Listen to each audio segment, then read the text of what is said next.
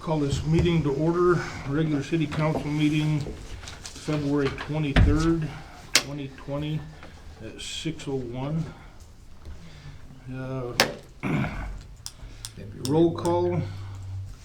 Everybody's February 13th, 2020. Is that what I said? Roll call. We do have two members that are absent, Councilman Marsh and Vice Mayor, both excused. Okay, at this time, we'll just stand for the Pledge of Allegiance. Councilman Dixon, would you lead us in the pledge? I pledge allegiance to the flag of the United States of America and to the republic for which it stands, one nation, under God, indivisible, with liberty and justice for all. Councilman Nielsen can lead us in the invocation. Our dear Father in heaven, we're grateful that we could be here assembled this evening on behalf of the citizens of Holbrook. Please bless us with thy spirit, that we can make good judgments and that we can do thy will in all things. Bless the members of our community who are mourning this day, and bless those that are ill, that they can recover quickly. And we ask these things in the name of Jesus Christ. Amen. Amen. Thank you.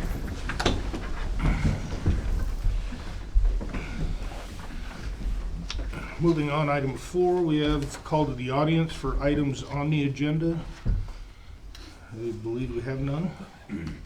Are we missing our secretary, our clerk? Her mother passed away. She's out this week. Yes, she's not in, I'm sorry. Okay, item 5, consent agenda. Chair will entertain a motion to approve consent agenda. I move that we approve the consent agenda. We have a motion. Do we hear a second? Second. We have a motion and a second to approve the consent agenda. Do we have any comments or questions on it? I wasn't here for the January 23rd meeting, so I will not be voting. Abstain, okay. Okay, that's fine. You got enough here? Okay.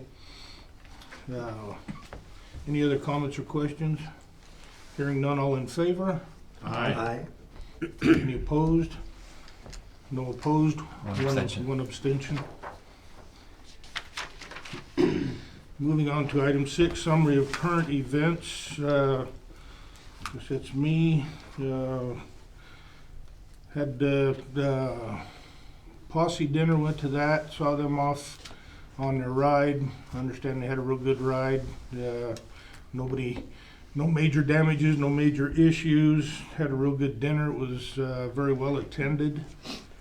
Other than that, really haven't had a whole lot. We do want to extend my condolences to the Williams and Heward family for the loss of their mother. I believe, from what I understand, her services will be at 11 o'clock Saturday at the LDS Stake Center. Other than that, I have nothing else. Councilman Jackson. Nothing, you said at all. Councilman Dixon. I'm just glad to be back, especially having come through China on my way back. That's all. Councilman Nielsen. Nothing further. Okay. City manager. Okey doke, we have. I also attended the Hashtag dinner and awards banquet at the Dallas Club. It was very nice, really enjoyed that. Then I had opportunity to go down to the festivities in Scottsdale where they finished their ride. They did a very, very nice job down there in Scottsdale. Hopefully we'll learn from what they did down there and be able to make some changes up here. I attended the RAGIT conference, the Rural Arizona Health Group Health Trust. So the City of Holbrook is one of the founding members. We joined this group, or put this group together in 2002. There are about a dozen members. The trust was formed to reduce costs through healthcare promotion and shared cost. What happened was, way back when health insurance costs were just going up so high, it was very difficult for small communities to afford health insurance, so they formed this group of communities. So I also have to announce, so unfortunately due to high medical costs, rates will be increasing Deductibles will be going up, co-pays will be going up, out-of-pocket expenses will be going up. The city costs will be going up around 10.56%. That's around $67,000. Last year, there was no rate increase. The year before was about 4%. The year before that, it was 0%. And due to very high medical costs of a number of individuals, they have to increase the rates.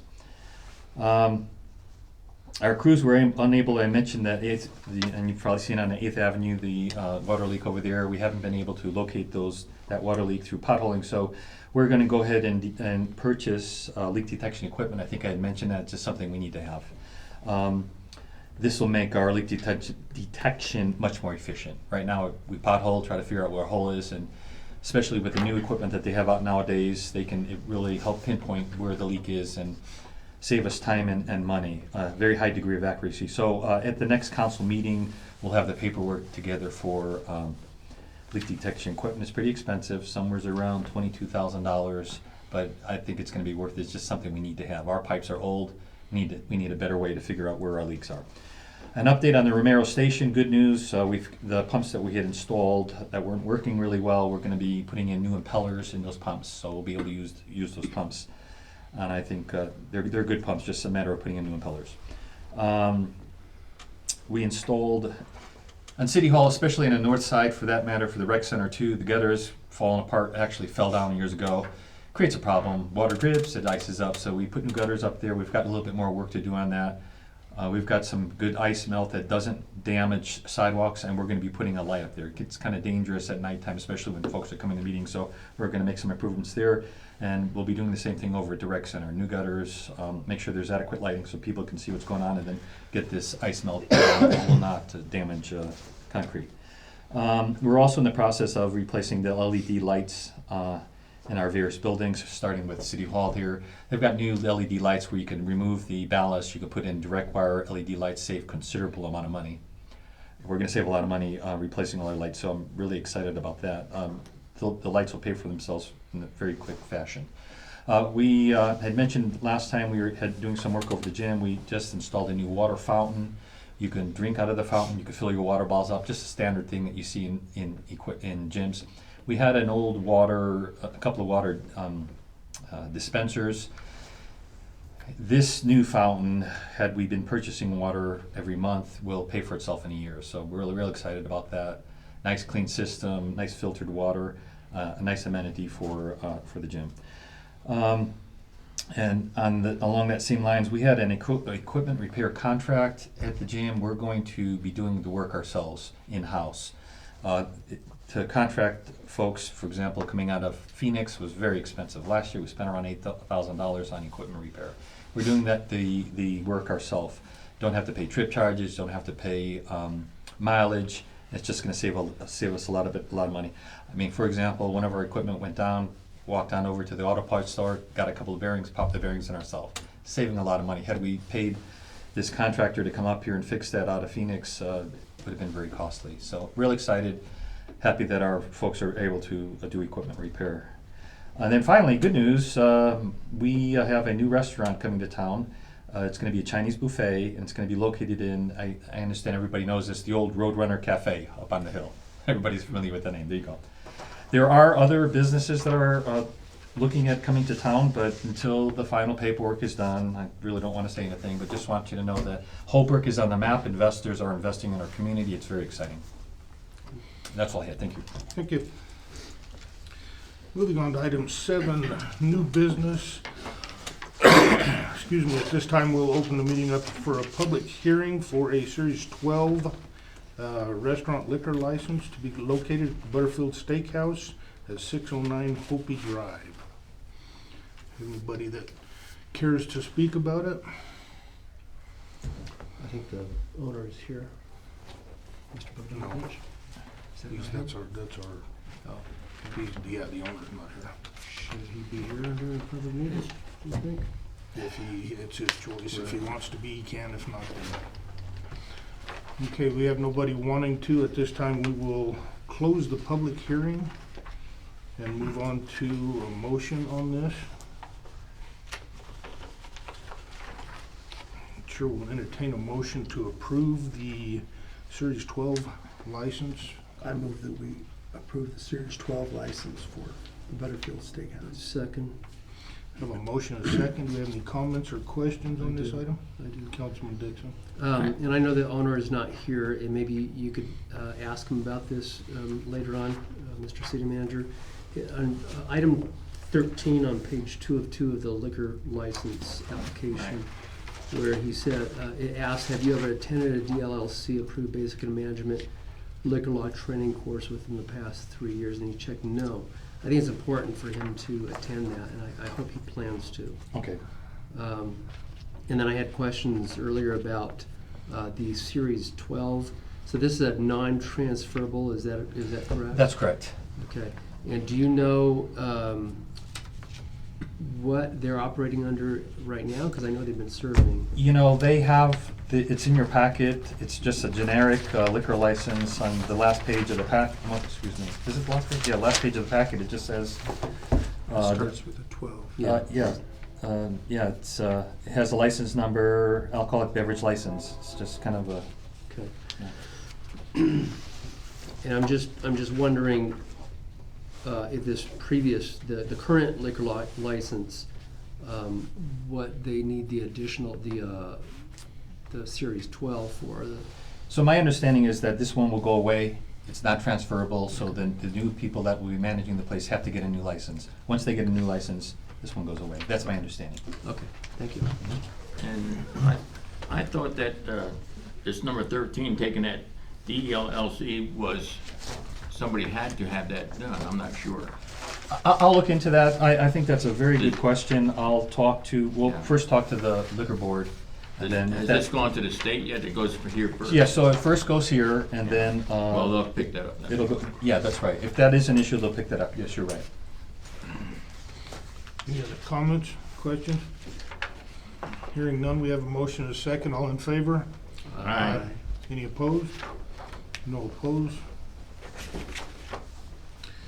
Okay, we will move on to item B, which is the Sheriff's Department recap. Sheriff Klaus, thank you for coming tonight, sir. Mayor Young and members of the council, I'm David Klaus, Navajo County Sheriff, and appreciate you guys allowing me to come give a brief report. With Holbrook being the county seat and the sheriff's office being housed here, and with a lot of shared services with the police department, I asked the city council if I could come and just give a brief report on the things that we worked together on in 2019 and kind of what we have planned for 2020. One of the most important thing is our dispatch services are shared together, and I think it's important that we always stay in communication on that and any changes or any upgrades we may be making.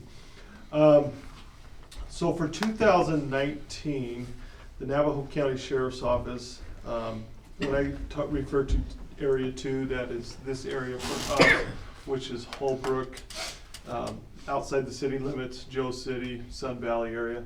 We as an agency responded to 654 calls that we were dispatched in this area, which is slightly above, pretty average to what we do every year in this area. As far as the city of Holbrook, as we're running the jail, you had 757 bookings into the county jail in this last year.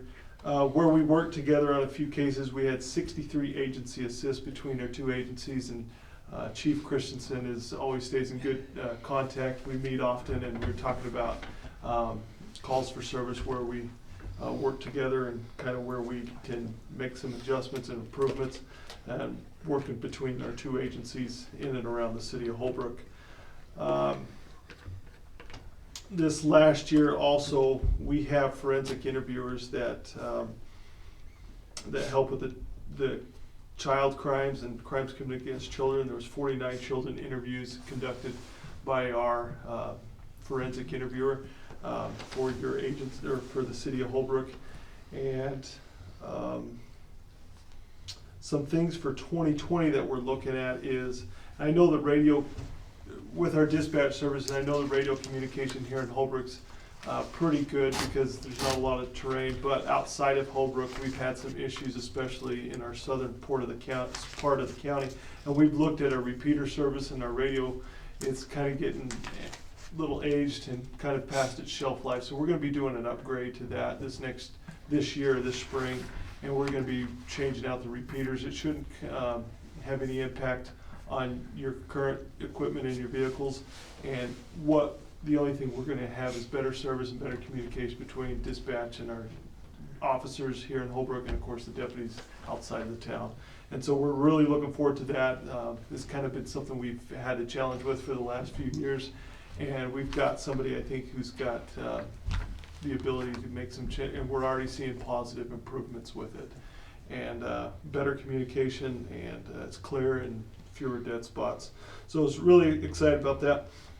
One of the things that we've seen with our calls for service in and around the city of Holbrook is our two major issues, and in speaking with Chief Christensen, is drugs and drug trafficking, and the sales and the violence that comes along with that, with the disturbances, and then of course property crimes that often feeds into that to feed people's habits.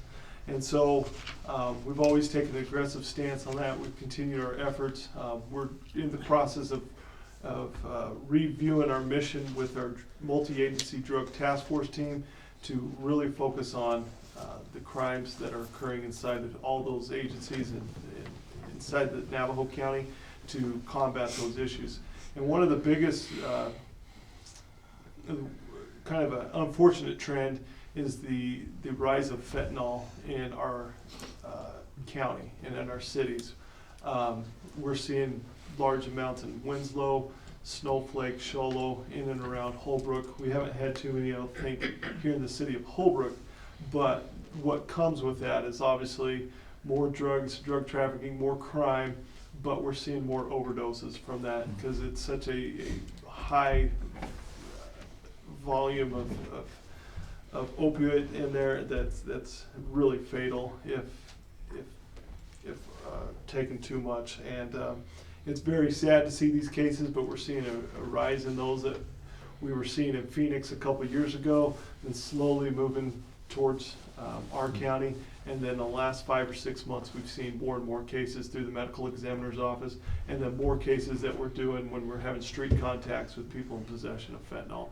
So it's something that we're working with. All the chiefs met earlier this week, working together on this. Of course, we've always been trying to be out in the schools and pushing this, and Holbrook's always been that way with the school district's always been very proactive in Red Ribbon Week and drug awareness. And so look forward to continue to work with them and pushing that education out. But with that was just a couple statistical items and things that we've worked on together here with the police department, and look forward this next year to continue doing that. And again, with our shared services and dispatch, everything seems to be working well, and just continue to make improvements on that. I think we'll have a better provide better services to the citizens of Holbrook. So if you had any questions for me, I'd be more than happy to answer those, but it was just going to be a brief recap, and if you ever want to discuss more, I always be willing to come back. So, Does anybody have any questions real quick of him? Thank you, Sheriff. Appreciate you showing up. Thank you. Okay, next thing, item C, under new business, is our annual financial audit. Scott?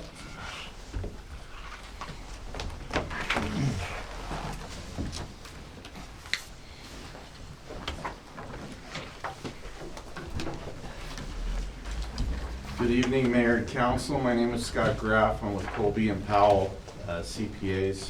I was once told by one of my audit clients that every audit begins with actually 2 lies. I said, well, what are those? And he said, well, when the auditors arrive, the client always says, oh, it's good to see you. And the auditor always says, we're happy to be here. But I truly am happy to be here. I'm grateful for this opportunity. Just a little background, our firm does approximately 20 audits of local Arizona cities and towns. All pretty much the same size as Holbrook, some smaller, some larger. I've been doing this for 20 years. I've been auditing Holbrook for quite a few years, even though this might be the first time you've seen me. This is actually my first audit presentation that we've been invited to be able to present, and I'm grateful for that. Just wanted, did everybody get a copy of the audit? You had a chance to read every page, I'm sure. And, you know, I'm not really sure how familiar you might be, so forgive me if I talk to a lower level than you might be already at. But I just want to explain a little bit about, you know, what is it? What did you get here? I think there's 70 pages here, and what does it involve? The first thing you're going to see, and we can open up, and I'm not going to talk about every page, I promise.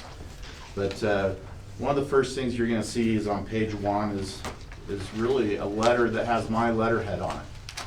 And this is what you get when you get an audit. Everything else behind this letterhead belongs to the city, and much of it prepared by the city with some of the assistance of the auditors where they needed help. But so when we talk, I did bring a few PowerPoint slides, but when we talk about, Randy, which one is it? Just this one here on the side? The button. I think so.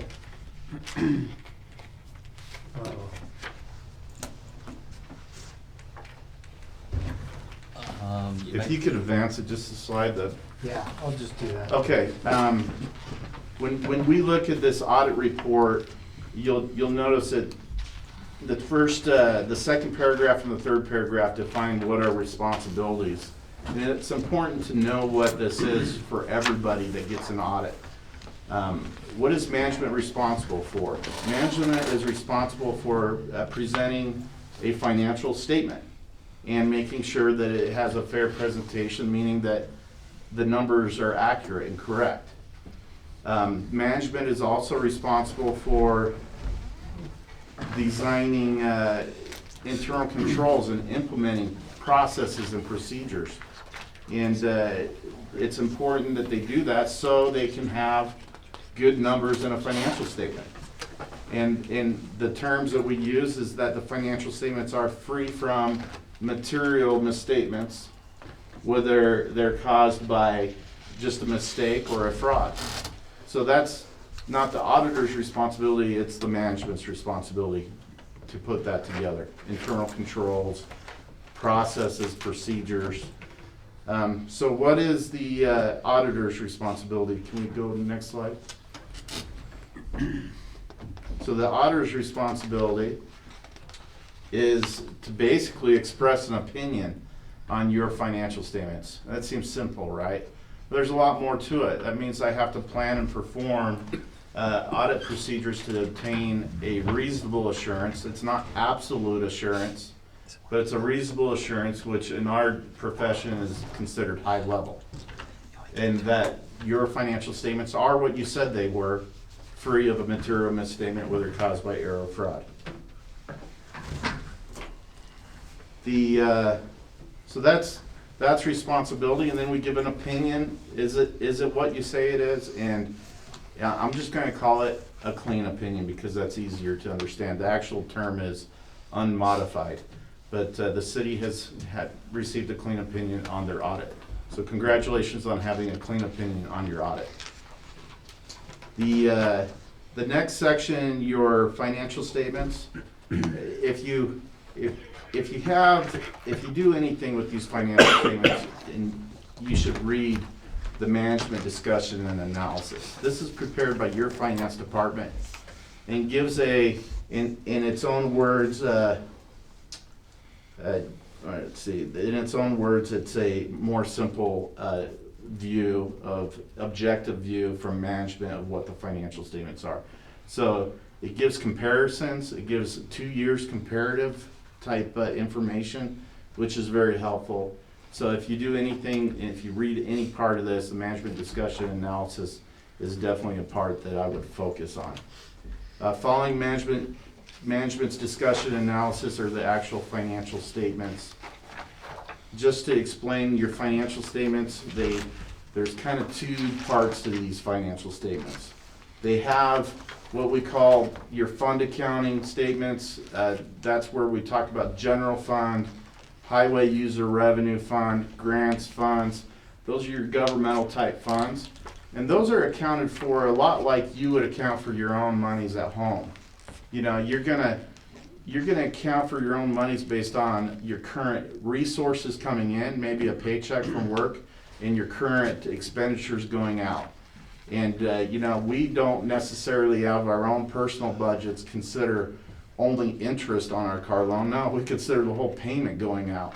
And that's what governmental funds do, is they, you know, it's what's coming in, what's going out, and that's how you budget. And that's important. However, the governmental accounting standards board, they can't make anything simple. All right, they have to create more information, and it is useful.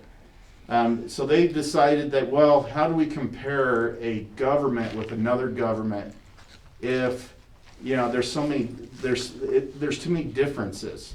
So they created what are called governmental activities and business type activities. And basically they are requiring you to take your normal budget type accounting, fund accounting, and move it into an accounting that might be similar to a regular business. So now, instead of just expensing the whole purchase you made as maybe you bought a fire truck and you expense a whole fire truck. Now they're saying, well, no, businesses can't do that, so you can't do that either. So we're gonna create a new statement, all inclusive in here, to put the fire truck on and depreciate it over a period of useful time. That's how we do in business. That's how we do for taxes. So now a city government can be compared with another city government because they're both doing the same type of thing. And, you know, loans are another thing. On a fund governmental type statement, you write off principal and interest as your payment because that's an outflow. On a governmental activity where you have to adjust it, you only write off the interest. Okay, and I'm going to tell you why that could be valuable.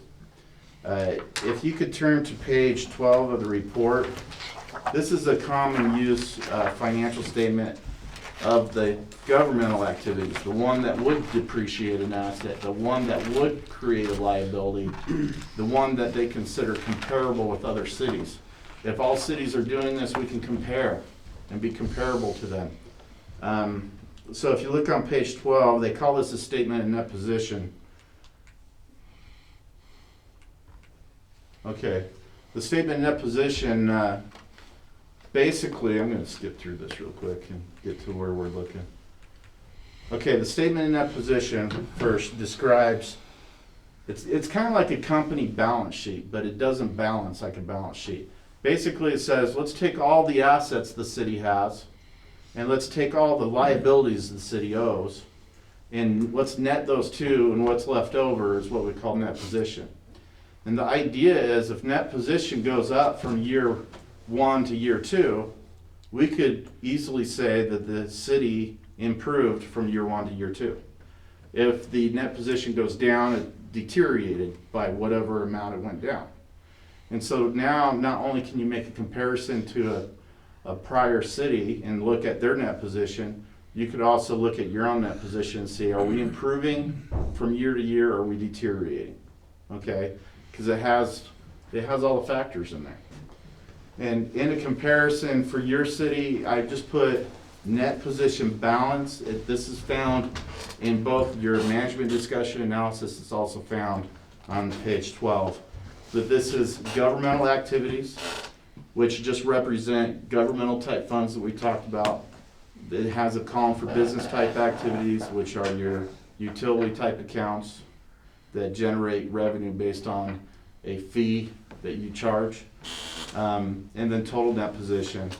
And you can see the net position has decreased by for governmental activities by 153,000. For governmental net position decrease for business type activities about 41,000. Total net position, the total combined was a decrease by 194,000. So your government and a collective business and governmental decreased by almost 200,000 in net position. Now, every year, we can look at this and see, okay, how did we do the next year? And this will be generally affected by money coming in and budgeting expenses. So it's all related. In the past, you've done a lot of improvements. So I want to let you know that this is financially what this says. On this paper, this is what this is indicating, a small deterioration from prior year to current year. However, there's more involved than financial statements. You also have to look to your town, your city. How are the roads being improved? How's the infrastructure? How's the police cars? And is everything old? Did our net position only go up because we neglected spending? Or is it going up and we're not neglecting spending? And combined, you have to look at both things to determine how healthy a city is. So I think that could be very helpful by looking at both. Any questions so far? I talked a lot about a few things. So on this page 12, we don't have the comparison, we just Right. have the 19. Right, and that's the benefit of the management discussion and analysis. It has this in summarized form with a comparison. Very good. I do want to talk about areas that need to be improved or can be improved. When we do our testing, when we come and show up for an audit, remember I told you we have to plan and perform an audit to have reasonable assurance or high-level assurance. That means I have to come in and kind of do what we call a review of the internal controls for the purpose of figuring out how we're going to do our testing. Remember, we're not going to look at every transaction. That would be very time-consuming, very expensive, and so we need to have what we call a risk-based approach. And when we look at internal controls, we find areas that we see that creates more risk because the policies and procedures over that area are not real strong. And that creates our testing and our planning for an audit. So as we find areas for improvement while we go through this process, we recommend them to management, and sometimes they're found to be significant enough that they're required to be reported in your audit report. Those are found on page 69. And I summarized them, they're summarized a little differently on this PowerPoint, but I want to just explain briefly each of the findings. The first finding, we relate to the subject of it being a cash disbursement. Previously, there were some weaknesses in how the city was doing their process of paying invoices. One of the things you want to avoid is a person that has access to to cash, which is a check processing, to actual physical cash through check writing, and also the ability to alter and create transactions within the software, and the reconciliation of those things. And at the time, there was a rubber stamp that was available to actually print a check and stamp a check. That's a poor internal control. We discussed this internal control in a previous audit. Currently, that's why this says repeat finding when we look at it. But the response to this is the management has agreed with that. It's already changed that procedure. That no longer happens. No longer uses a signature stamp. Mayor and city manager now review and approve invoices before. That's the process. That's why we sign checks, is we look at the invoice, we verify the check, the payee on the check is the same on the invoice, the amount is the same. We review both, and when we sign the check, it's a approval by the signer that they agree with it. And currently that it's being done, and the policies have changed. So that one will no longer be a finding, assuming that continues. Item number 2, bank reconciliations. Bank reconciliations are being done. However, a good internal control is to have somebody that is not doing the bank reconciliation also review the bank reconciliation. And typically that's even more important when the person doing the bank reconciliation has abilities to access accounts and reconcile and record transactions in the accounting software. This allows somebody else to look at the reconciliation and say, okay, now I can see what are these outstanding or unreconciled items, and actually ask questions about it. So that's an important review, simple to do. That procedure is already being done since the time of the audit to current as we talk. So both of those findings should be gone next year. Item number 3. This one is a catch-all. When we arrive on an audit, remember we're here to make your financial statements are your responsibilities, so the trial balance should be ready, and we should just be giving an opinion whether it's right or wrong. However, auditors will find misstatements and will require adjusting entries to the accounting system to get it right. They don't become misstatements when the finance department says we agree and we make that entry, but it does become an internal control issue when there's too many of them. And so we recommend, we've talked with the finance department. It's when you look at my list of accounting entries, all you would have to do is go through and say, why did they make that entry? I'll make sure I make that entry before they arrive next year. I think that finding should probably go away too, hopefully. Can you give some examples so they Right. understand what you're talking about? Okay. Some actual examples. So when we talk about reconciling accounts, a lot of us think, okay, I reconcile my bank account, and my bank account balance needs to be, my bank statement, I can reconcile it to my checkbook. That's a reconciliation. However, in accounting, there's a lot more accounts. Maybe you have a capital lease that has principal and interest payments. Did you record all the principal to the liability account correctly and the interest to the right account? There's multiple accounts payable. Did you record all the invoices that should have been recorded to June that belong as a June invoice, or did you put them in July on mistake? So there's a reconciliation of maybe accounts payable to accounts payable detail report, like a summary invoice, unpaid invoice report, would be reconciled to the general ledger account balance. So those are two items that can be reconciled. There's many more, but that's what we do. We come in, we look at it. If it doesn't reconcile, we propose a journal entry to get it to reconcile. But it's important that that's not the auditors that are supposed to be doing those. That's up to the finance department to do those.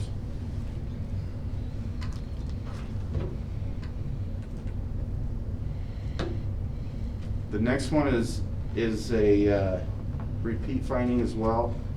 It's time to get the city's policies and procedures up to date. It's important to have good written policies and procedures of how you do things. That way when positions change, it's the procedure and the policy that are in place that dictate how things go. It's time to update and improve your policies and procedures, especially currently. Anytime you receive federal funds, now there's federal compliance requirements that also require the wording for the federal compliance to be also included into your policies and procedures. What I mean by that, you might have heard of, let's say you get a grant, a federal grant that does an improvement on the airport. FAA is a federal organization. They're going to do runway lighting.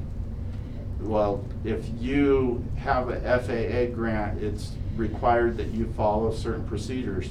Sometimes you have to follow maybe even Davis-Bacon requirements, which require certain prevailing wages to be paid. Where in your policy did you say anything related to your policy about Davis-Bacon wages in federal reporting. That's just one example. So it's important that once you create your policy and procedure, you'll have, maybe a paragraph says, how do I handle procurement? And then how do I handle procurement related to federal programs? And it's a little bit more, but it's a required entry into your policies. You mentioned federal dollars, so can you kind of give them a heads up? Obviously, we're going to be receiving a lot of money. We're going to have to do a single audit. Can you explain that? So when an organization has a grant that has federal monies, or multiple grants that have federal monies, once they expend up to at $750,000, when their expenditures reach $750,000, they're required to have an additional, what we call single audit performed on their federal programs. Now, it doesn't mean that all federal programs that they have at the time, because you get police grants, you get all kinds of FAA grants, maybe a CDBG grant for a street. There's all kinds of grants. When you collectively put that all together in one fiscal year, and it's over $750,000, then the auditor has to select a program under single audit to test compliance requirements. So the auditor will dig into, is eligibility requirement met? Is the allowable cost requirement met? Was funds spent correctly according to the federal program? All these federal programs have a whole different set of guidelines. And so in your case, you haven't had a single audit done for a few years because you haven't had federal funds over $750,000. You have had single audits done here because I've done multiple ones for different programs. Yeah. Do you have a question? Yes, so the 750,000, that's any one or combination of federal grants, correct? Right. Would that include matching funds from the city? No, it does not include matching funds from the city and does not include any state funds. Okay. So by example, your airport grants, do you have a match with federal, state, and local? So only the federal portion is what is a federal expenditure. Okay, and it'd be per project? It's not per project, it's overall total projects, Total federal fund? total federal funds. So you'd have to add them all up. And if you get to 750, it hits the requirement. Okay, gotcha, thank you. And Scott, you might note also that this is over and above your normal audit as far as costs are concerned too. Right. Every year when we produce, we call it an engagement letter. It's an understanding of what we're gonna do and what it's gonna cost. We put into the engagement letter, because we don't know beforehand when we arrive, what our fee will be to do the audit, and then what the additional fee would be if a single audit were required. When we arrive, one of the first things I'm doing is trying to determine right away whether you've met that limit. And it's not just grants, by the way, it's also loans. You could go get a WIFA loan, it might be for a sewer treatment plant. WIFA is a state-run, they get money from the federal government and disperse it to local Arizona cities and towns. That money, because it comes from the federal government, even though you have to pay it back, is federal money and is under the requirement for audit. So is the 750,000, that's an automatic trigger to Yeah. make that additional audit happen? Right. Okay. And hey, it's really, the cost of that audit typically is between $3,000 and $4,000. If you get federal monies that pay for things, I don't think that's gonna be an issue. You go for it, right? With the caution, because I bring up cautions because, if you didn't have the money to match something, then you gotta be careful. Yeah. Your finance department will keep you in tune with that. Those are all the findings that I had reported. I truly believe that I don't know what the next audit will entail, but I think that these things, based on my discussion with management, should be limited next year. That's my hope. Any other questions? It's a lot, I know, it's a lot involved in here. So I think you said that some of these are issues that have like repeat finding is under 2019-01, 2019-02, and 2019-03, and 04. So how long have these findings been repeating themselves? They've been on there for quite a long time. Okay. So I want to thank City Manager Soltis for remedying these issues. You got it. Does anybody else have any questions for Mr. Groff? I have one question. I think it's maybe a question for Ted. Can any employee make purchases, say they need nuts and bolts or whatever at the hardware store? So they can, if they're on a list, and we're immediately notified if there's been a purchase. Okay, notified by the store? Or? Yes. Okay, and are the employees required to turn in those receipts right away? Yes, they are. Okay, so we have a process for that? Yes, we do. Okay, thank you. Any other questions? None. Mr. Graff, thank you, I appreciate it. Thank you so much. Very, Thank you. very useful information. Thank you. And we all stayed awake. That's very good. That doesn't always happen. Thank you. Thank you very much.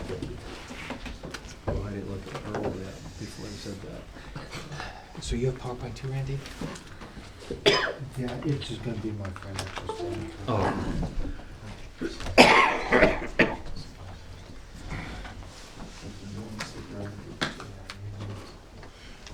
You ready, Randy?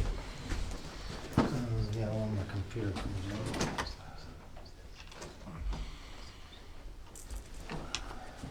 So just, Scott's planning on coming home, so I'm going home tonight, so, appreciate him coming up and doing this, and, they do a good audit, do a good job with our audit, so.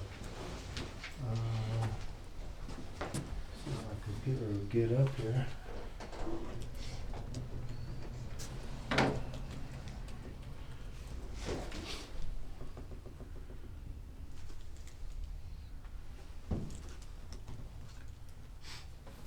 Mine's gonna be simple, pretty quick and easy. Kind of get some highlights compared to June 30 of 2019 to what we are through December is the last time I did a financial statement. And I'll just go over it while we're getting this up. So June 30, our investments in state funding savings was $430,753. As of December, it was $436,484. So we've increased our investments in state LGIP by $5,731 just since June or July. So. Then we have another short-term account, that is our multi-bank securities. Basically what I've done in that one is, before we used to have short-term LGIP, which is run by the state, and we'd have a long-term that is run by the state. And for many, many years, we just weren't seeing no revenues in that short-term account. So probably about 6 or 7 years ago, we made a change. We did a short term, which is multi-bank securities, and it started meeting our investments on a yearly basis. That one, we increased it by $3,895. And basically what I'm meaning is short term is every 3 years, we renew that and put that money back. If we decide we need to pull it for cash flow purposes, which we never have, then it's a lot easier to pull that out versus the state long-term funding. I'm sorry, Randy, did you mention how much was in that account? So that one has currently $108,449, and that's just rounding. I didn't include the cents. Tell me what the account that is again. It's called multi-bank, and it's just, that's just the bank we have our, why is this not coming in? And then, one of the other big highlights I really am proud of is, in September, we looked at our cash flows. We knew that, July of 2020, our bond was going to set on the wastewater treatment plant. So we had one last principal payment and one last insurance payment. Me and Pat looked at our numbers. We had cash in the bank at that time. We went ahead in September, paid that bond off almost a year early. So we saved, I think I have the numbers here. So just by paying that bond off early, we saved the city $5,366 in interest just for the paying it off early because we had the cash. So as of September, I've worked very hard at trying to get the city out of debt the last couple of years, making payments early and that kind of stuff. And as of September of this year, city is debt free. So that, I think that's pretty awesome. Including in that, because her funds have increased this year, we were able to pay cash for a loader. $148,000 came out of this financial statements, and we were able to pay for that out of the bank. No loans, no nothing like that. So you're saying it was I'm paid very off, proud of that. I'm sorry, September 2019? Yeah, September of this year. September Yeah. 20th. Randy, that just want to make note though, that don't forget about PSPRS. If we look at that as debt, there's a considerable amount of debt. Right, right. When we're talking about debt, I'm more talking about Traditional debt. traditional debt. When you start talking about the financial statements, which Scott is doing, that's where we have those liabilities. So it's not.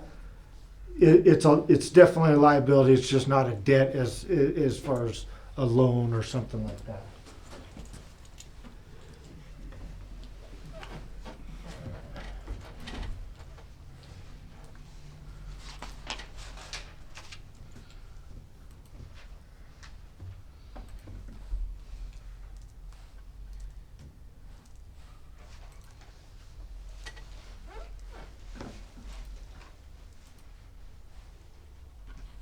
All right, we're getting there.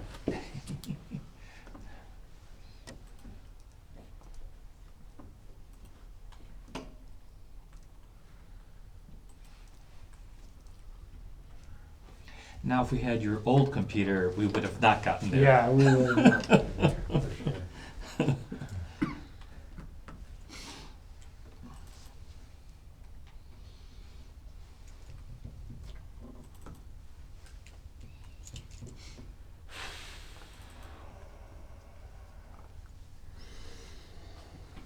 There we go. So, what the heck was that? I opened it up twice. So these two numbers, does this have a? So these two numbers are the two numbers that I just told you have increased. Could you magnify that, please? Yeah, just go to bring that plus sign there. Is that it? Yeah. That's it, perfect. There you go. So those two numbers there, here's our state LGIP fund, here's our multi-bank fund. Those are those increases that I was talking about. How we separate it out, this is our regular cash combined for all of our general fund, in and out. This is our fund that we use for payroll, in and out. And then we have an express bill pay. So right now, everything that we collect with express bill pay goes into account, and that's how we use this. So this is basically what I reconcile every month to make sure these numbers match our bank statements. So if you could see right here, the total cash combined, we got almost $700,000 in the bank combined with everything.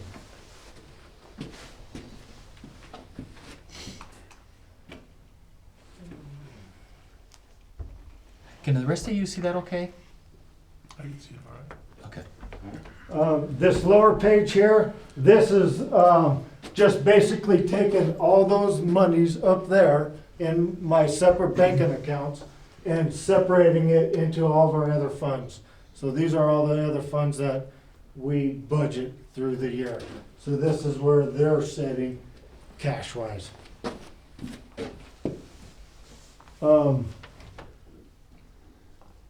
And now I can't see any of this. Okay, would it be okay if I? Tim's sitting over here. I think everyone else is okay. If it goes too small, let us know. I can see it. And I just wanted to note again, as you may recall, last year, for example, water and wastewater were all together. Now we've got them separated out. So we're Yeah. running and- each fund as its own department, which is what we should have been doing. And a lot of what I've been doing this first part of the year is separating those numbers. So, that takes quite a bit of time and work, and I'll be working with the auditors on a lot of that stuff, going forward, just for that, to get these numbers correct, so. Yeah, can't see if I need to go to the next page or what.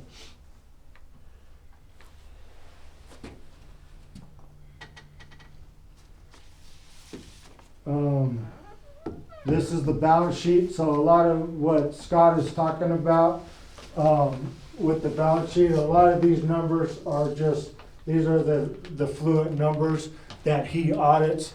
These are the reconciliation numbers that go into the audit. So we're taking the prior pages, you take the cash receipts and you turn it into the accruals right there.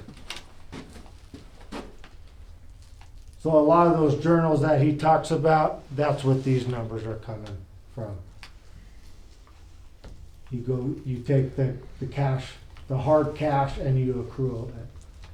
This is the numbers we have through December for our revenues. As you can see down there, we are 52% collected, and this was through December, so 50% of the year.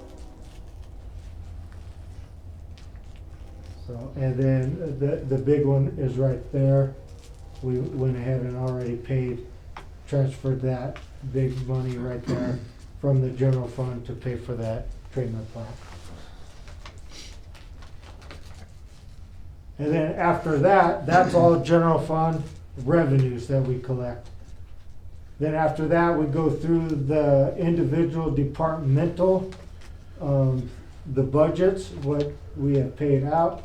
So this is the city council, this is admin, and that's, again, when we do these, we want to look at not only the actual, but compare it to the budget, and then that kind of gives you an idea of where you're at year to date.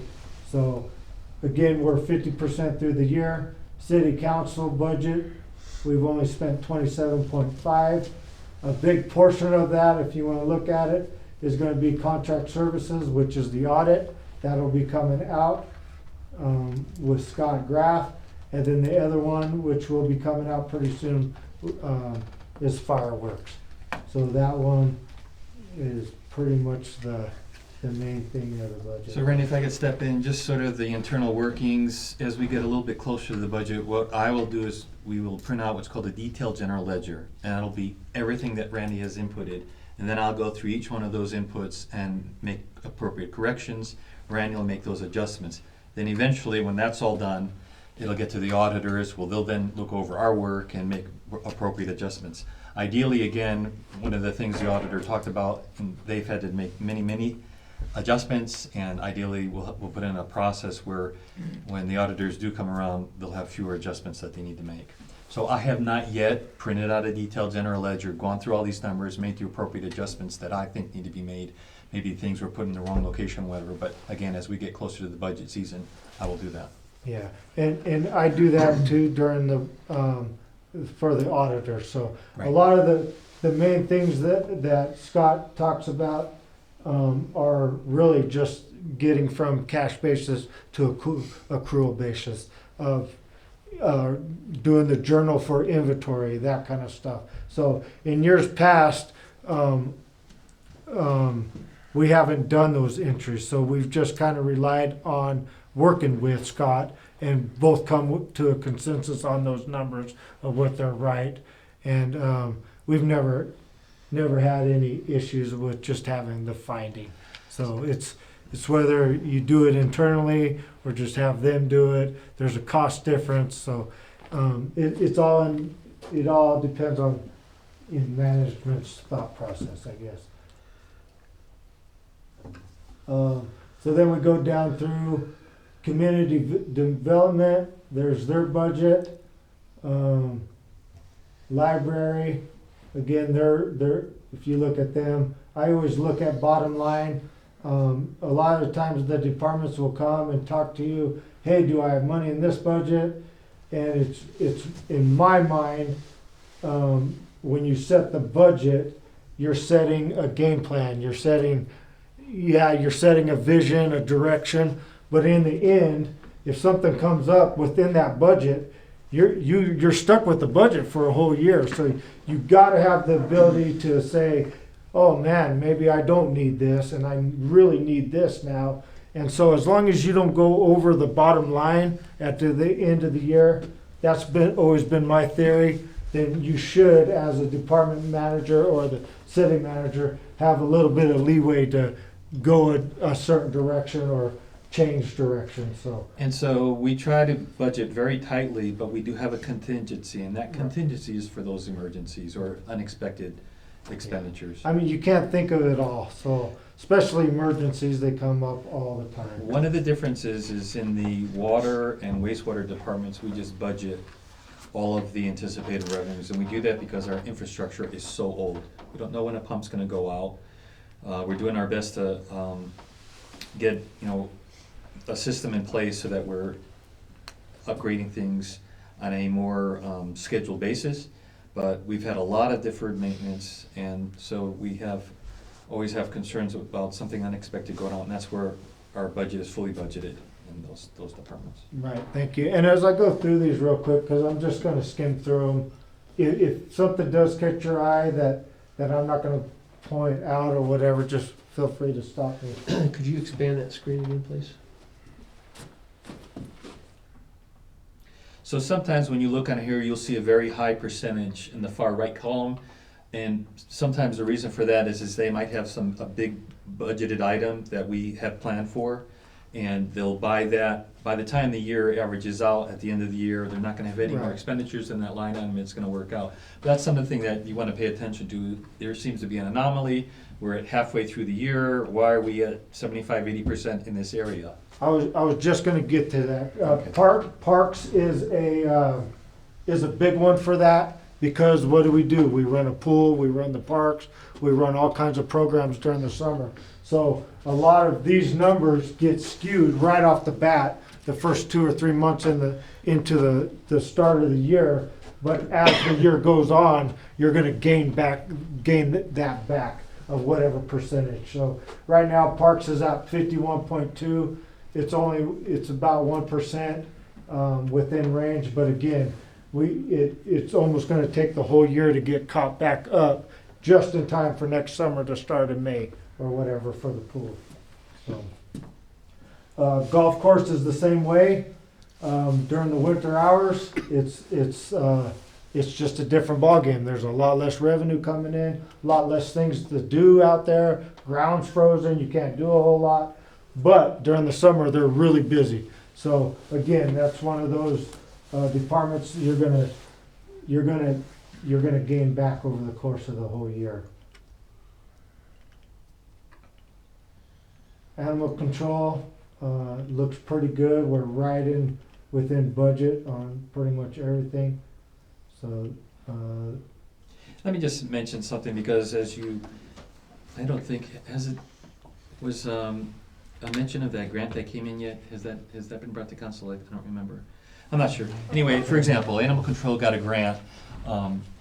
That grant money will be in a grant fund and will be expended out of the grant fund. So although it's for the animal control, you're not gonna see it in this budget You here. won't see it in here. It's different revenue and a different expenditure. Right.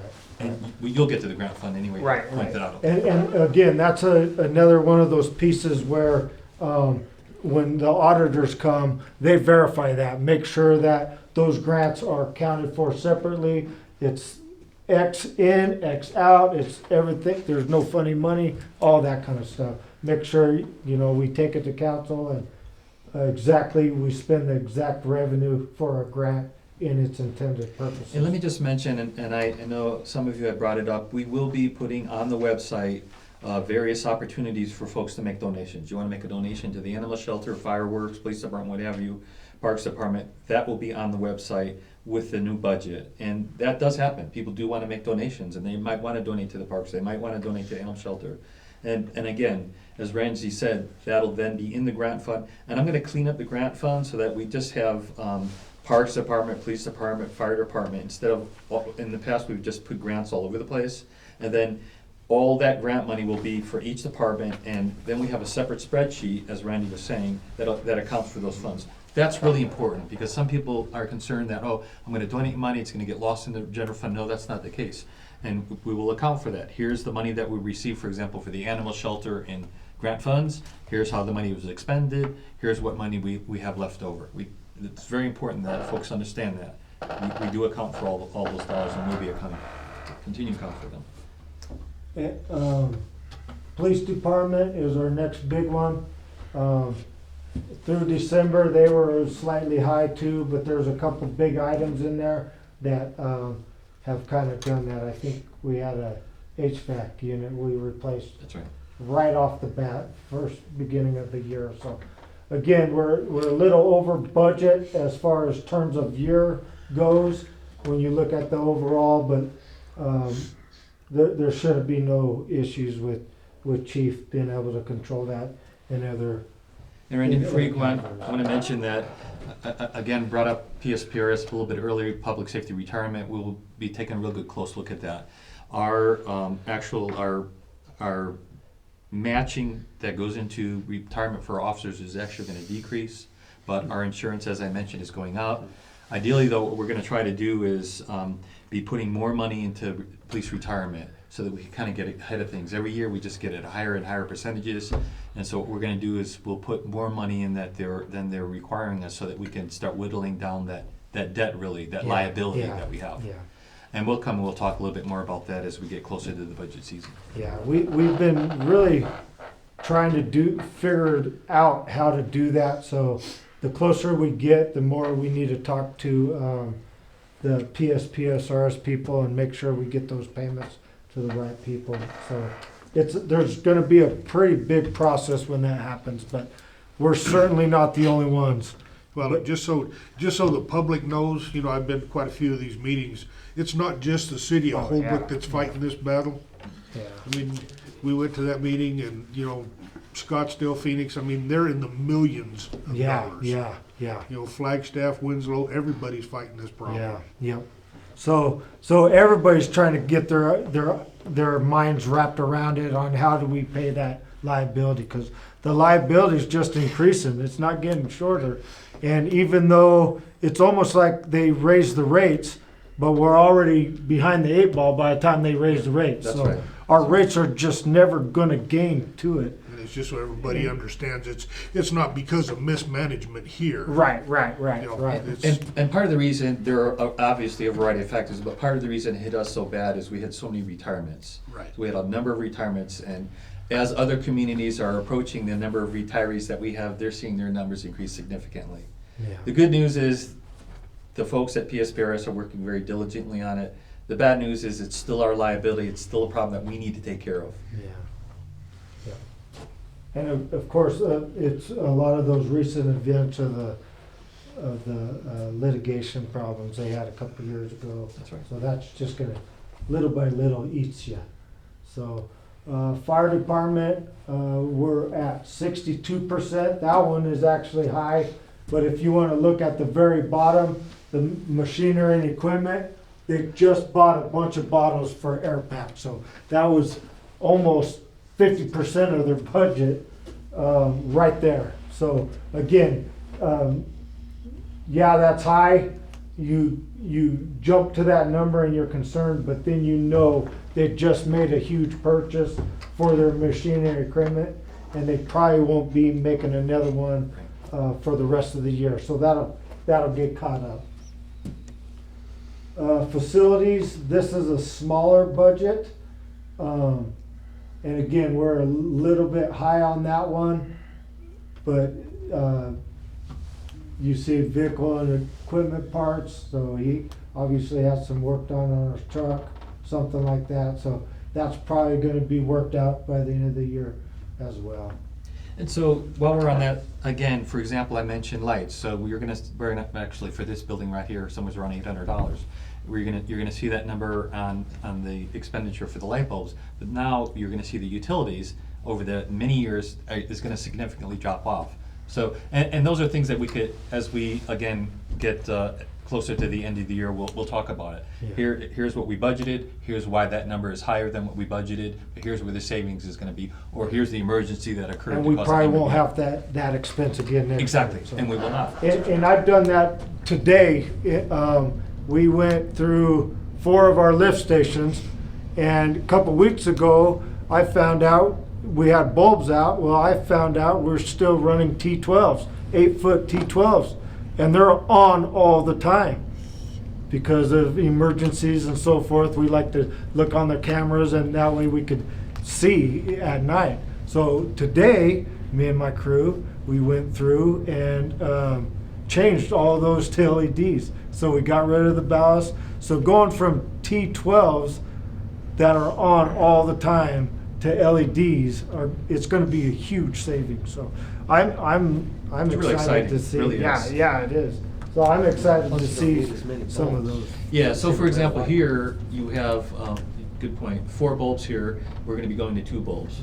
So 4 30-watt bulbs, 120 watts will go to 2 27 watts, is it? I Yeah, can't remember, something 27, like that. 25 watts. Yes, we'll have less bulbs, and again, as Randy said, all the ballasts will come out, and that's a very good point. For example, right now, if you go to Home Depot, the bulbs that they have on, you could use with or without, with the ballast, but we went to direct LEDs, so that we're taking the ballasts out. Because with that in between the LED bulb, you still have the ballast, which is using up electricity. Yeah. So we're completely removing the ballast, we're direct wiring these LEDs in, so. And if you ever have to replace a ballast, if you go that route, those Right. ballasts are $60, sometimes $100. But you're running them for nothing. And then you're running them for nothing. So, and in fact, I want to kind of beat that a little bit more too. So at our booster building, we actually had 8 bays of 4-foot T12 bulbs. By the time we took those ballasts out today, we went down to 3 banks of LEDs, which is plenty of lighting. So not only did we shrink our banks of light, we don't even need that many bulbs. We didn't need eight different LEDs a lot cleaner and brighter right. light. So we didn't need 8 banks of bulbs. We only used 3 banks of bulbs, and it provides plenty of light. So that's going to be a huge savings. Ballasts are a fire hazard too, aren't they? Right. They get hot. They do get. And a lot of these, There's copper. you take off the covers, those ballasts are so hot and burning for so long, its stuff is melted in there, so. Not a big issue. No. Fleet maintenance is under budget, so that one's looking good. Airport is way under, so that's looking good. But if you want to look at that number, a lot of that, most of that budget is fuel purchase, and we made a big fuel purchase in June. So that's why we haven't had to do one yet this year. But just a heads up on the airport, our credit card machine that we have over there that people use for fuel is dated, the software's dated, we're gonna have that replaced. So we're in the process right now of trying to find a cost-effective change there.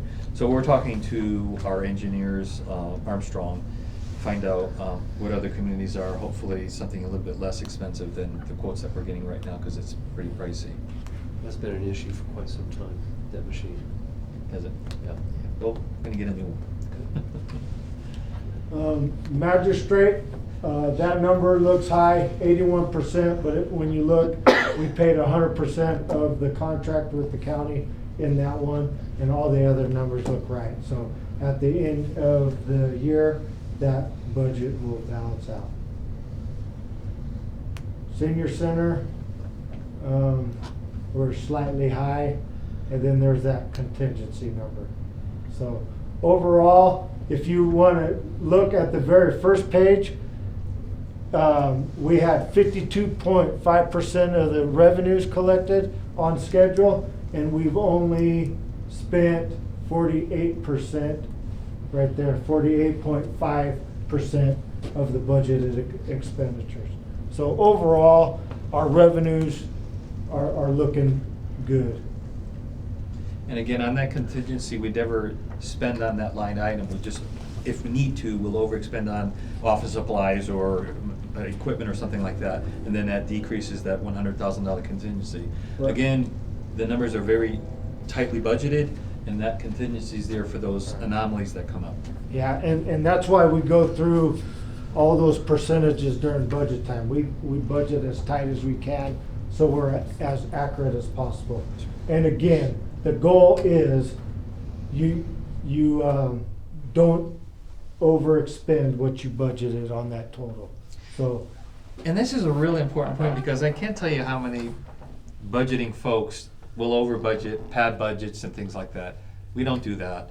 They're as accurately as we can make them. yeah. Do we have a plan for replacing things that kind of expire, like, or run down, like computers, like at the police department or city hall? A lot of those computers should be replaced every 3 years instead of waiting for one to break down. And we're working on that. The good news is we really don't have all that many computers. You're right, a police department and city hall. But yes, that's something I'm working on. My goal in the purchasing of, for example, computers is department-wide, for a variety of reasons. We're all using the same software, we're all using the same equipment, we all have, everything's the same, so that if we have issues, we can help each other out. We have some computers in here, for example, that have Office 2003, some of the old laptops there. So we're getting rid of those, and that's what we're moving towards. The other thing that we did was we dropped our maintenance contracts, as you may recall, we're going on with the county. We saved somewhere around $30,000 a year on maintenance contracts. We don't even have $30,000 worth of equipment. Mm-hmm. So if every year we replace equipment, we'd spend less than we were paying on tech support. Yeah. So we're making that change. But yes, a good point, and we are doing that. But what I'm doing is at the back of the budget, you'll see we have like 5-year plans, and I'm just building on my stake forward, what we're spending, what we're doing, but we're going to do a better job of coming up with plans like that. The problem is, in the past, we haven't been able to do that. We just haven't had the revenues. But through cost savings, some personnel decreases, lighting and things like this, we're having more funds available where we can do a better job of replacing equipment. Instead of waiting till, you're absolutely right, something breaks down, it's an emergency, we need to make an emergency expenditure. So that's definitely something that we're working on. Good. So in years past, if you recall, we lumped all of our enterprise funds into one fund. That was Fund 2. We have now separated it out. So sanitation is Fund 11 now. And so each department or enterprise fund will have its separate fund. So we will track its own revenues, its own expenses, and its fund balances and liabilities. So as we get to what you're talking about in the various departments, we'll also have a better feel for where we need to be rate structure wise, and that's something that we're gonna have to look at. We're gonna have to look at all of our fees, all of our rates, and make sure that we're planning properly for equipment replacement. We know how long, generally speaking, our pumps are gonna last, or how long they've lasted on average. Are we budgeting sufficient funds? Are we collecting sufficient money in our rates? And that's something that we'll be doing a better job of. Yeah. So sanitation through December, their fees, they've collected 50% of their budget. So as far as revenues are concerned, they look pretty good.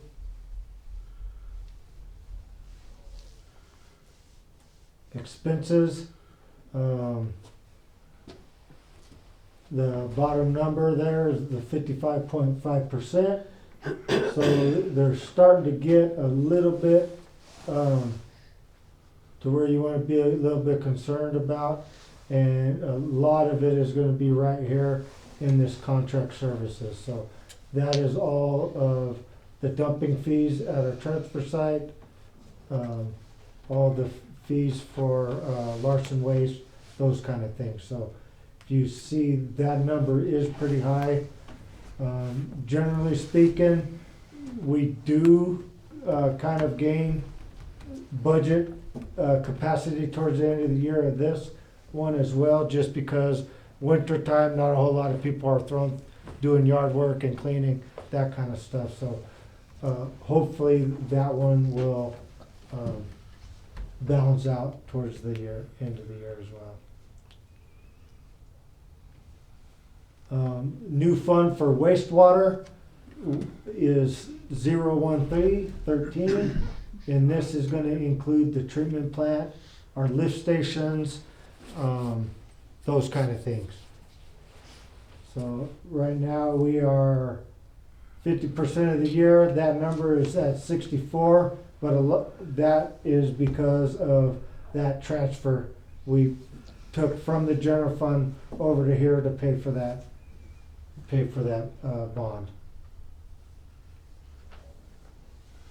And of course, Randy, that 1% is going away Yes, so now that the bond's paid off. yes, so in future budget years, you won't see that transfer 1% sales tax.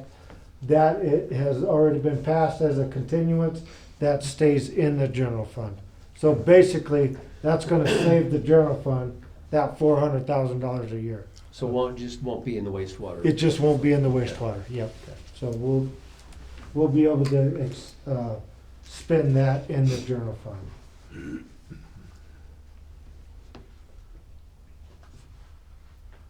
Wastewater budget, we're at 53%, so we're a little bit high there.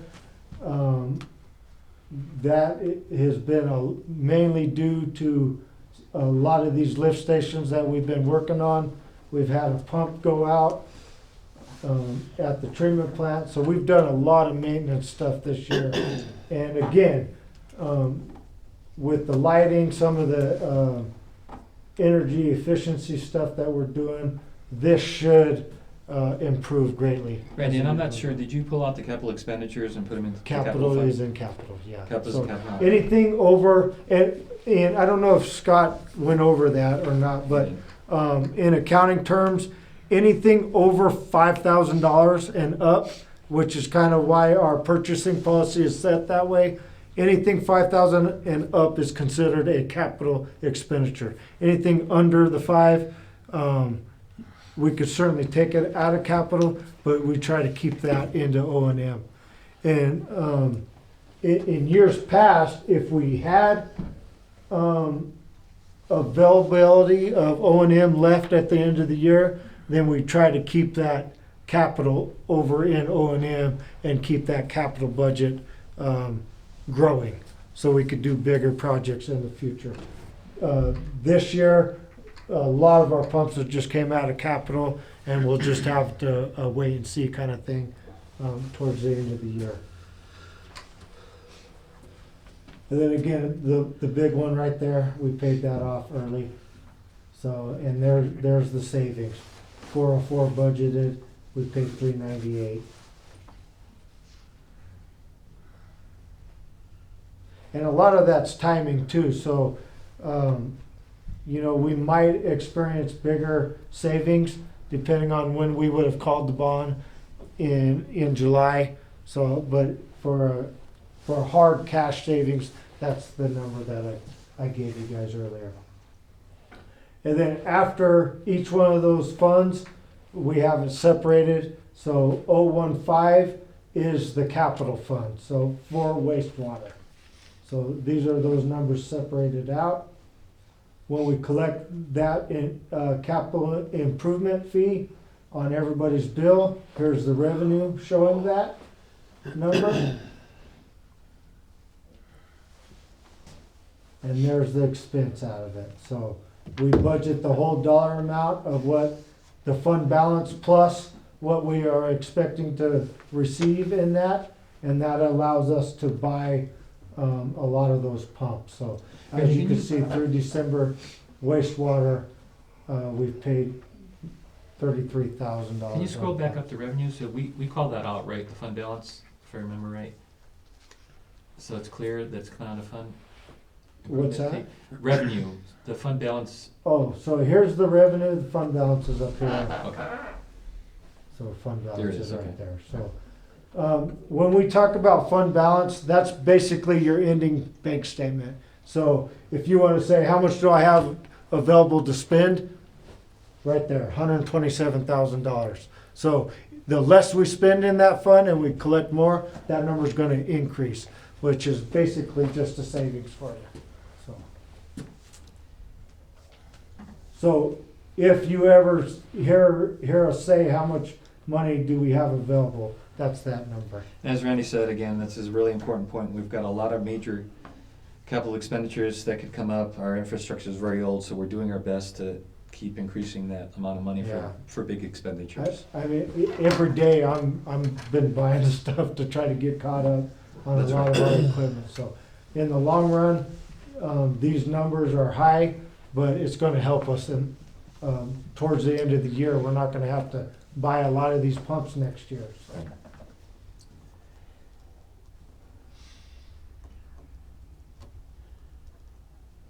Water fund is now 017, so all of the basic fees come into this fund.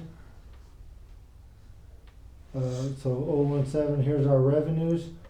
So 50% of the year, 59% revenue received. Now this one kind of works backwards because that number looks high, but it's really not because we had so much revenue collected in July and August when everybody's watering their lawn and that kind of stuff. So this one kind of works backwards. Now that it's slow, cold outside, we're definitely not collecting as much these months as we do during the summer. Water O&M 52.8%, so we're slightly high compared to what the budget year is. And again, this will balance out. A lot of time when you're using more water, you're collecting more revenue fees, but your pumping fees go up. You're using a lot more usage, more electricity to pump that water to individuals. So your utilities are going to be higher, and over the course of the year, you hope you balance and meet your budget. This is something we're starting to lean towards too, and we'll try to get more accurate in this next budget year. But there's always been a question on how much we spend at Sun Valley versus how much we collect. So we've started to separate some of those expenses for Sun Valley to clearly show you guys what's spent out at Sun Valley. Some of these numbers that aren't going to be in here is like personnel. We do rounds out there, those kind of things. So that's not reflected in these numbers. I'll have to figure out some kind of way to separate those. But it's helpful to just have the hard costs. Right. So at least this is a good starting point in my mind as far as hard costs go.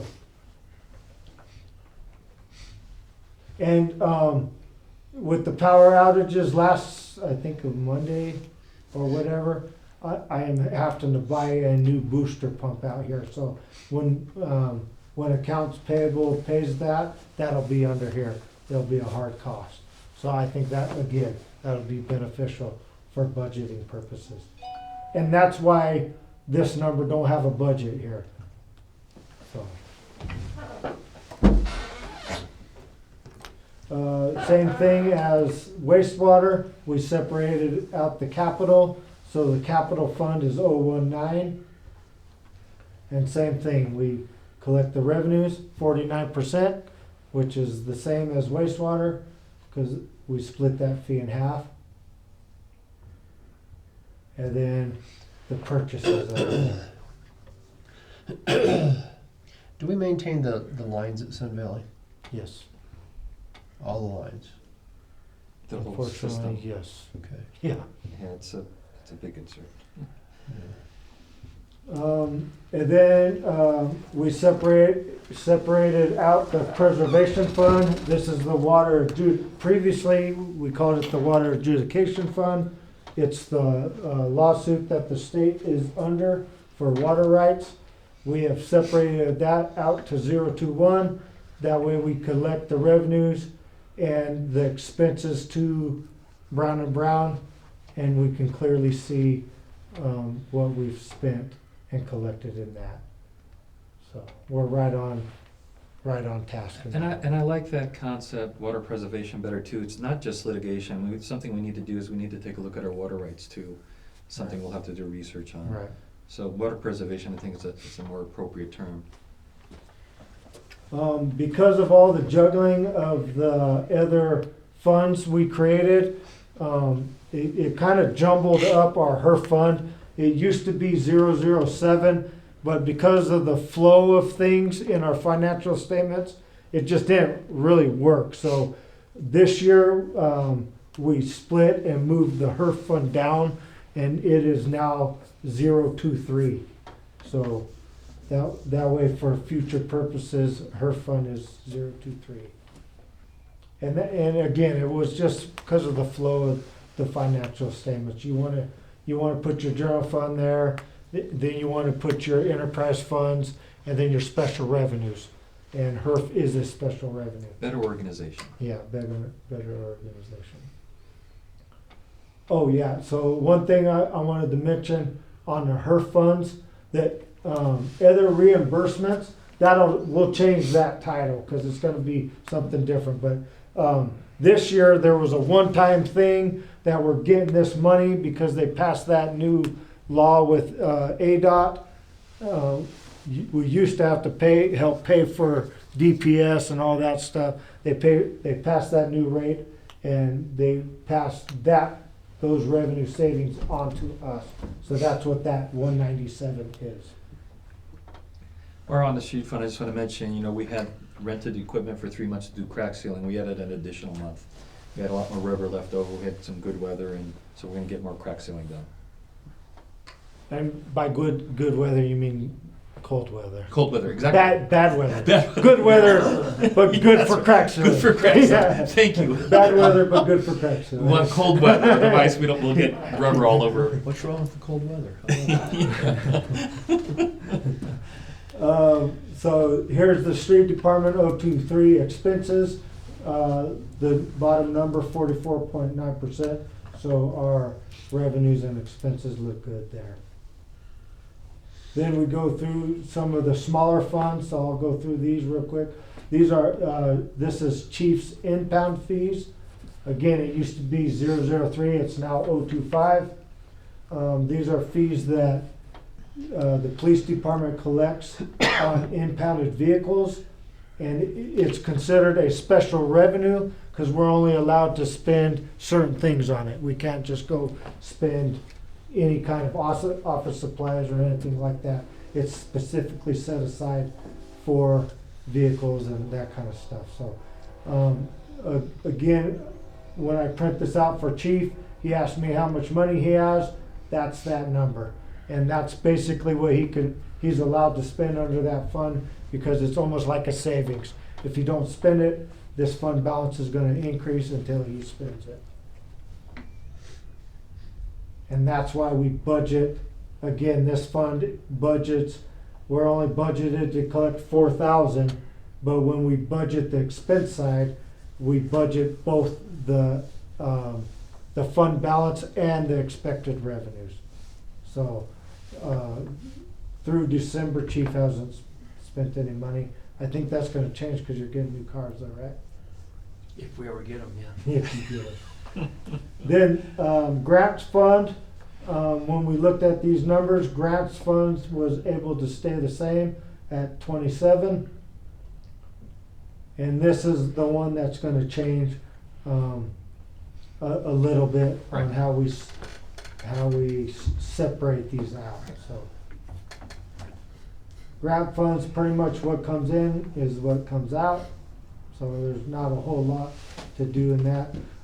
When Scott talks about federal funds, most of the time, what you're basically gonna talk about is airport funding. Oh, you don't get a lot of funding anywhere else, so it's gonna be those top two numbers, and it's basically gonna be that top number, the FAA, the federal portion of the airport. The state does not count, so when you look at these numbers, the only thing that is gonna count to that 750,000 is that top number, more than likely. And so that'll be before you, at the next council meeting, approval for that. And actually, that number is coming in a lot less than that because we got some really good bids. Didn't matter to us because it was 100% funded, but Yeah, so did I see 4.7? yeah, it's actually more like 3.2. Okay. And we have the 10% on that, right? No, it's 100% funded. Oh, yeah, that's right. That's good. No, I was freaking out. Yeah, Before you got here, I was freaking out thinking, how are we gonna pay for the 10%? But yeah, you're right, we got that 100%. passed, That's good. so. Then the last two funds are the JSEF funds. And basically they're the same as impound fees. We collect a fee at the court system, it goes into here, we budget the fund balance just in case they ever need to enhance the courts over there. So And those are restricted. Yeah, so as opposed to items that are in the general fund, administration, library, so forth, we budget $200,000 in, let's say, library, and they spend 175, they don't have $25,000 left, it just stays in the general fund. And that's the point Randy's making. These funds are different. The money doesn't go off to the general fund, it stays in its own fund. Right. We can only spend it on certain things. So that's something to think about too when you look at, this is where the city is, this is where our revenues are. Well, there are funds, just like the business funds, where we can't spend it on anything but certain specific things. Right. So, and again, there, right there, the JSEF funds, that's the big budget amount. Right there, we haven't spent any monies on it. And then the last one is state fill the gap, same thing. A lot of that is, I think why that fund was created is they had a huge backlog in cases. In years past, they were able to use this money to hire pro tem judges to try to help get those cases back up, get caught up basically. So basically right there, we've got $18,000 in there to spend that. And that's it. So overall, we look pretty good. I think most of this will bounce out as the year goes on. Again, we've been really busy, especially my department. My guys have been working really hard trying to improve a lot of our stuff. And I think I'm really excited with the direction we're headed as far as my department goes. So. We're all excited, Randy. I really appreciate my guys. I don't know if I said that enough last meeting, but I really do appreciate it. And it's not me, it's all of us. We're working together. So I really want to put a plug in for them on what we've been able to accomplish. It's been great. So, Thanks, Randy. thank you guys. Thank you, Randy. Okay, moving on to item 8. Call to the audience for items not on the agenda. Don't believe we have any. Don't have enough. Okay. Item 10. Adjournment. Chair will entertain a motion for adjournment. Make a motion that we adjourn. Motion, we have a second? Second. Motion is second for adjournment. All in favor? All right. Any opposed? No opposed. Adjourned at 1940. I wasn't supposed to take that long.